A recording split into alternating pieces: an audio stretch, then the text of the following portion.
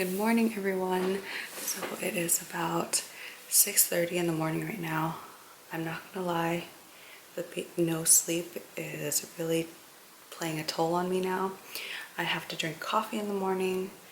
I'm trying to stay away from sugar just because studies have shown that sugar is actually worse on you cardiovascularly compared to fats. So yeah, just tidbits of knowledge here. So I'm actually drinking the Starbucks coffee. It's the unsweetened dark roast.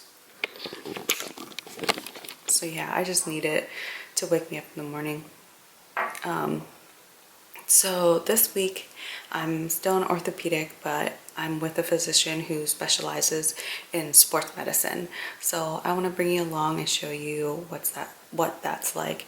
Probably show you full day of surgery and then full day of clinic too. So yeah, so let's go.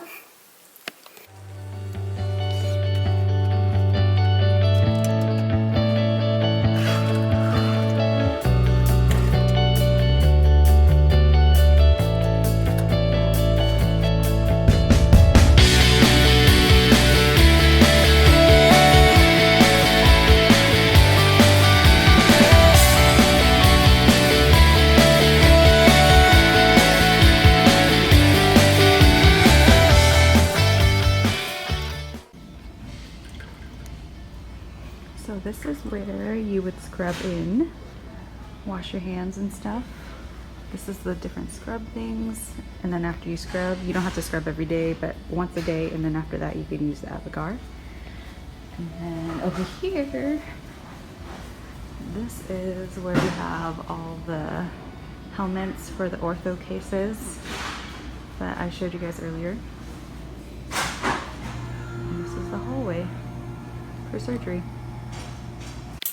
So it's almost lunchtime. Can you guys even see me? Whoa! So it's almost lunchtime and I'm gonna pump.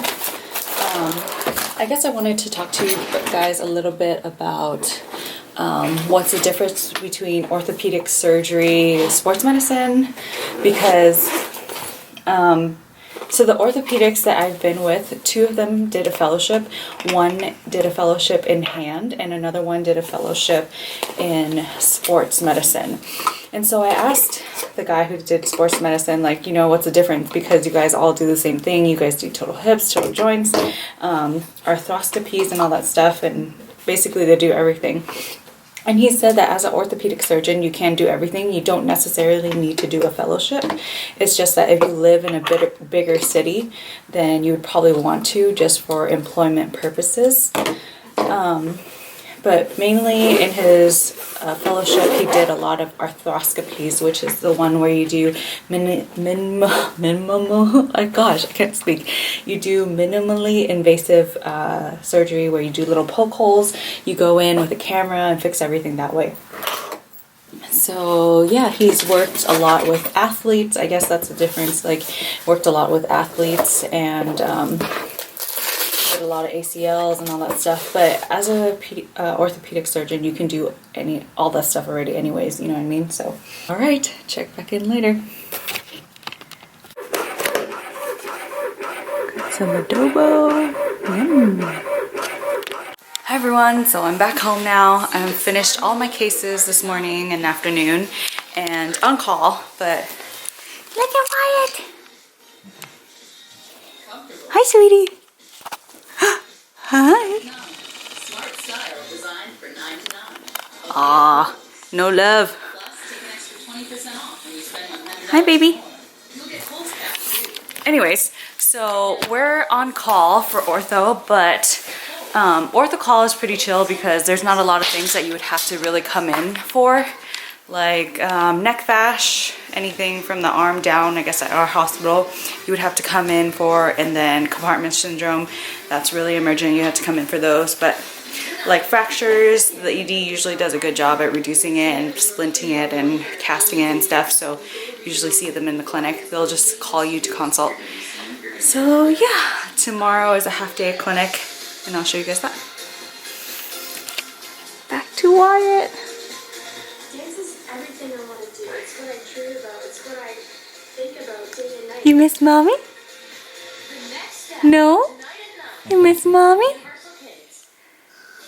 Me. You miss Mommy? Yeah, I miss you too. Love you, sweetie. Danielle and I still haven't resolved our disagreement with how big her role should be in the Can you cycle go? studio. Can you walk? I hate disappointing Danielle, but her working in the studio is just going to cost us more money in the long run. With the grand opening looming, we just have to keep moving forward. Oh my God, look at you Danielle's at the go. cycle studio, Yeah, look at you go. and I'm at home watching all the girls. What are we going to do while Mommy's gone? Yours. Yes, Hazel. Yeah, so anyways, Bitcoin, In order for Danielle to China, I guess, is trying to stop Bitcoin now Yeah. because they want their own cryptocurrency. Oh my goodness. we're not even making money at the studio, and then now That's not baby food. That's not for you. That's Mommy's snack. make more sense to me right now. Time for a bath. Want to take a bath? Yeah, sweetie. Are you ready? Okay. You really like the water? You like the water?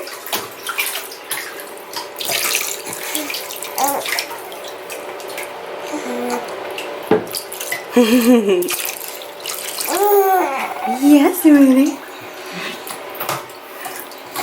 All right. Yeah, you love it. So fun. We're gonna get all clean, okay? Yeah. Yeah. Can you get clean? Yeah. Okay. All clean. He obviously wants quack. You're too young to eat that stuff.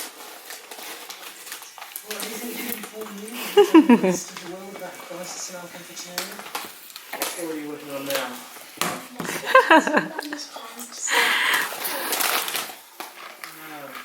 No, right.